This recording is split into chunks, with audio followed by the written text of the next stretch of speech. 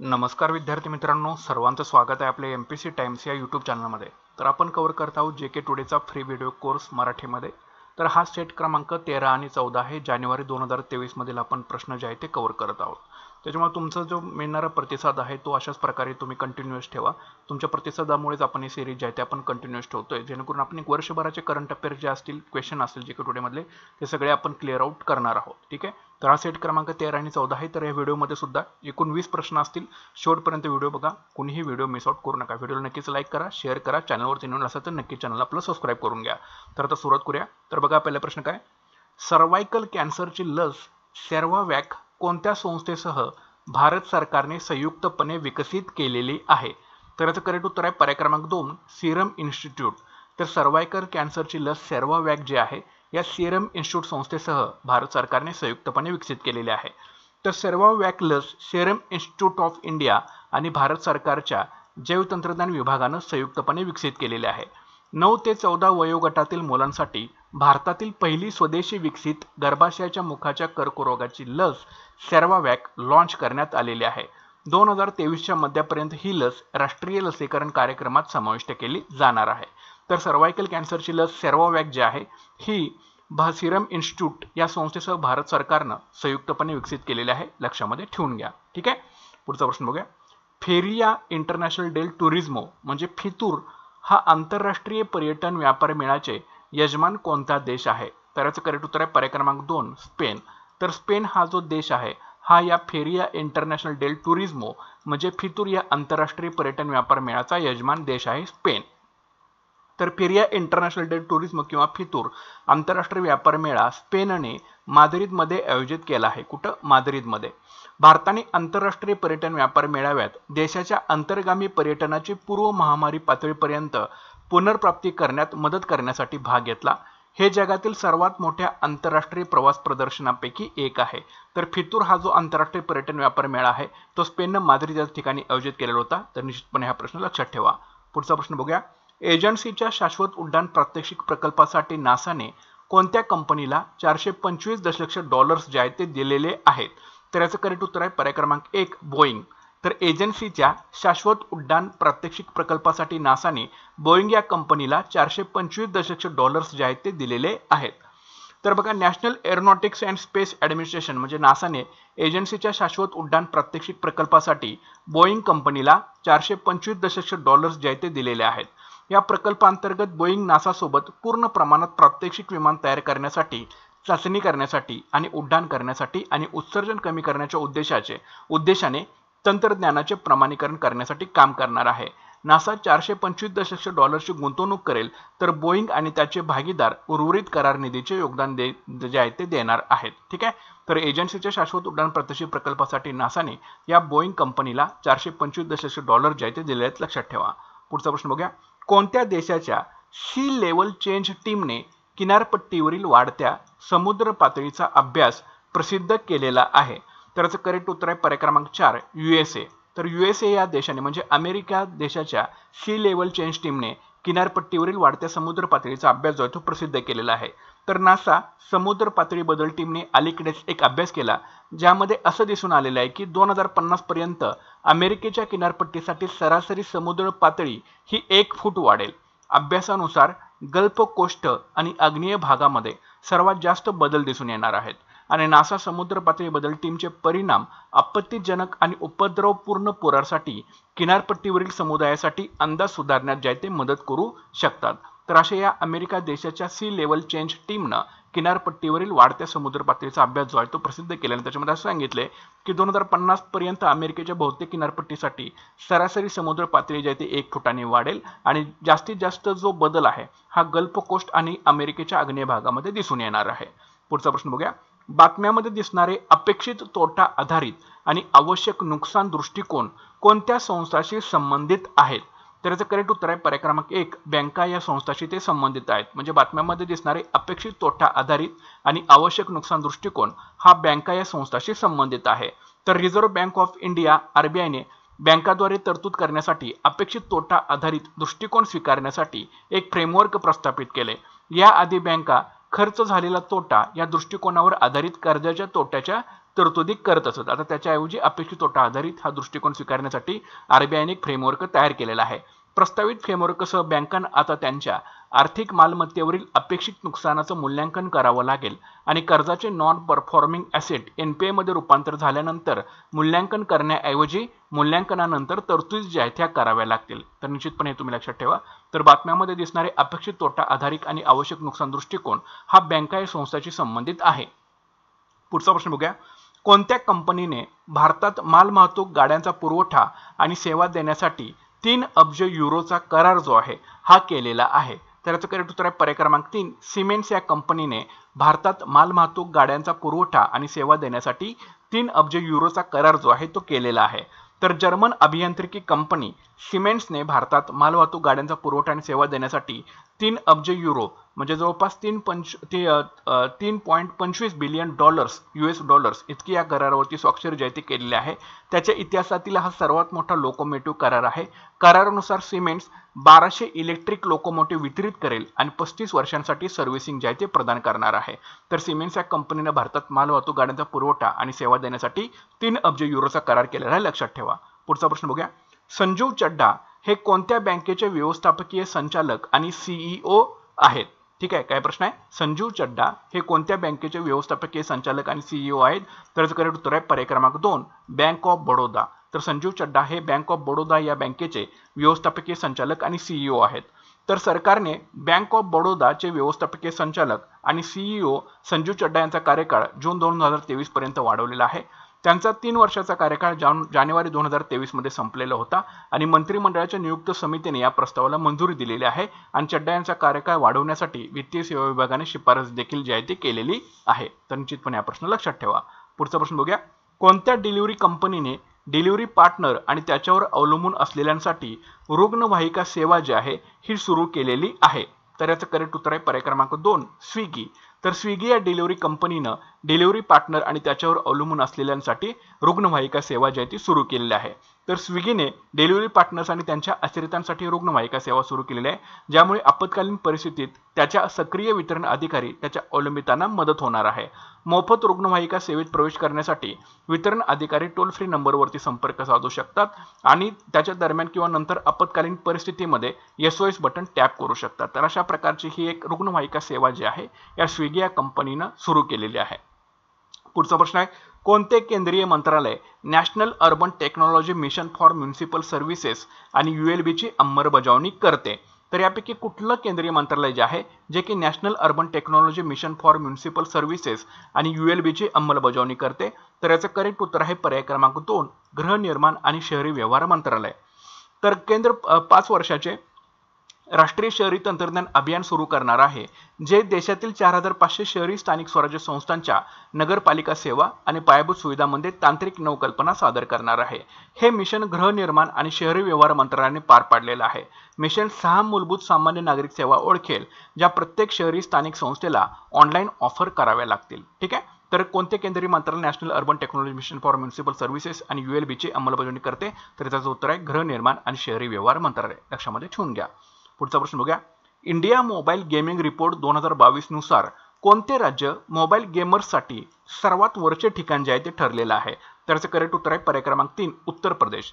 तर India mobile gaming report 2022 नुसार उत्तर प्रदेश राज्य जे आहे हे मोबाईल गेमर्ससाठी सर्वात वरचं ठिकाण जे आहे ते ठरलेलं आहे.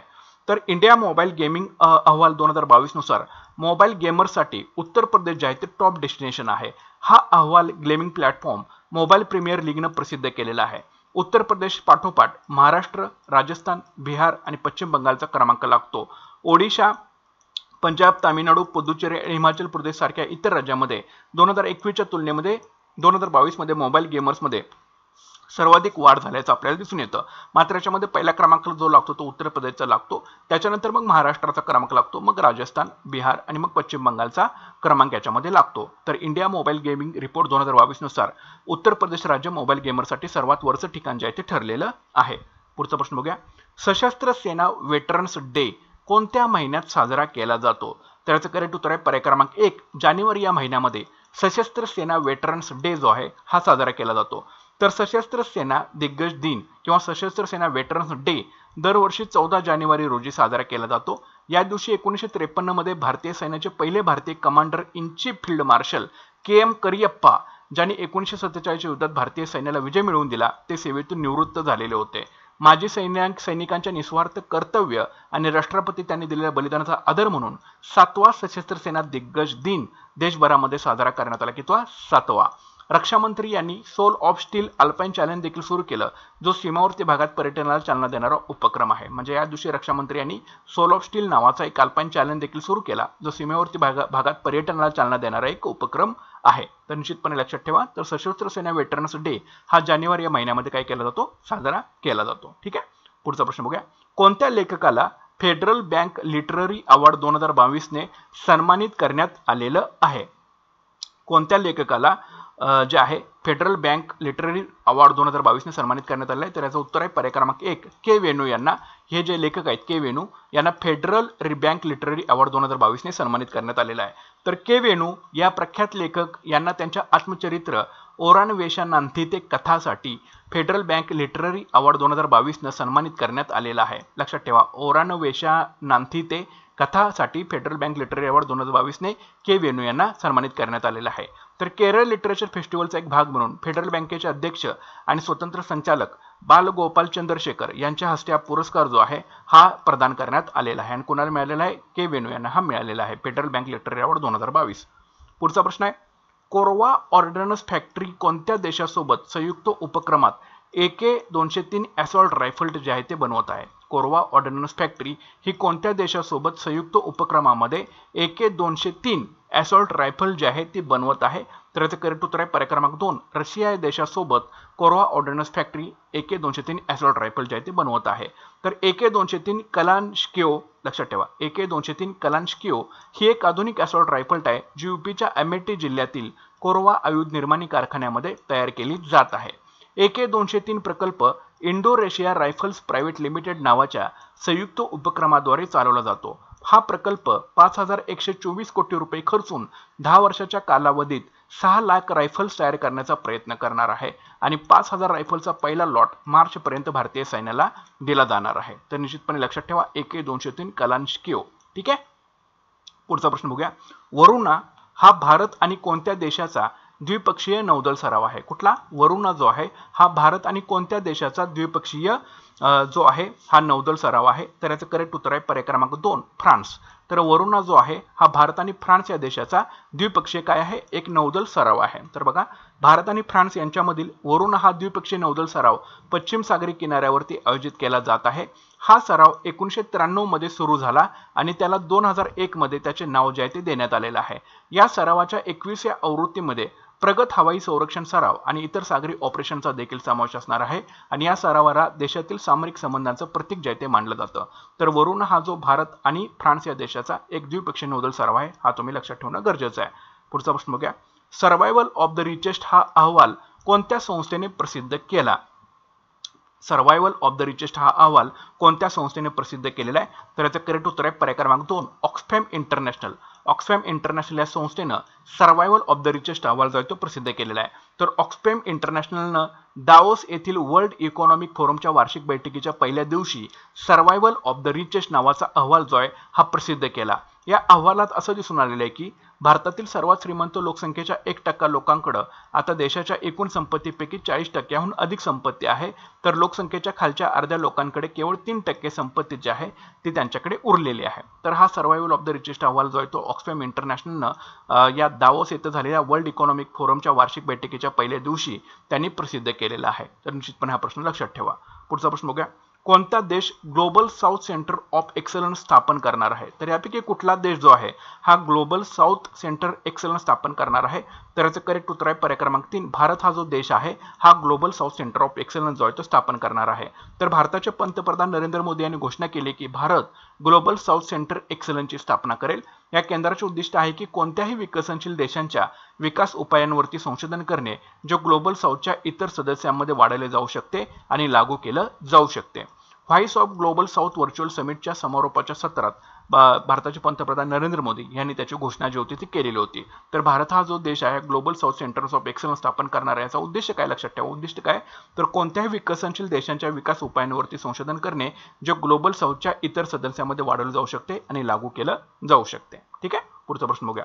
वर्ल्ड हेल्थ ऑर्गनायझेशनने अलीकडेच दक्षिण पूर्व आशियाई देशांना कोणत्या रोगांविरुद्ध तातडीने उपाययोजना करण्याचे आवाहन केलेले आहे. तर याचं करेक्ट उत्तर आहे पर्याय क्रमांक 2 गोवर. तर वर्ल्ड हेल्थ ऑर्गनायझेशनने अलीकडेच दक्षिण पूर्व आशियाई देशांना गोवर रोगाविरुद्ध तातडीने उपाययोजना करण्याचे आवाहन जे आहे ते केलेलं आहे. तर वर्ल्ड हेल्थ ऑर्गनायझेशनने दक्षिण पूर्व आशियातील सर्व राष्ट्रांना गोवर विरुद्ध त्वरित उपाययोजना करण्याचे आवाहन जे आहे ते केलेले आहे. गेल्या 2 वर्षात जवळपास 9 दशलक्ष मुलांचे लसीकरण चुकले आहे आणि 5.3 दशलक्ष मुले अर्धवट लसीकरणापासून वंचित राहिल्याने हा आजार जो आहे तो वाढत आहे. साथीच्या रोगानंतर गोवर लसीकरण कव्हरेज लक्षणीयरित्या जे आहे ते कमी झालेलं आहे. त्याच्यामुळे वर्ल्ड हेल्थ ऑर्गनायझेशनने अलीकडेच दक्षिण पूर्व आशियाई रोगांना गोवर रोगाविरुद्ध तातडीची उपाययोजना करण्याचे आवाहन जे आहे ते केलेलं आहे. पुढचा प्रश्न बघूया. भारतात डिसेंबर 2022 मध्ये CPI वर आधारित किरकोळ चलनवाढ किती आहे. तर याचं करेक्ट उत्तर आहे पर्याय क्रमांक 1 5.72. तर भारतात डिसेंबर 2022 मध्ये CPI वरती आधारित किरकोळ चलनवाढ जी आहे ती 5.72% एवढी आहे. तर ग्राहक किंमत निर्देशांकावर आधारित किरकोळ चलनवाढ डिसेंबर 2022 मध्ये 5.72% एका वर्षातील निचांकी पातळीवरती जे ते आलेले आहे.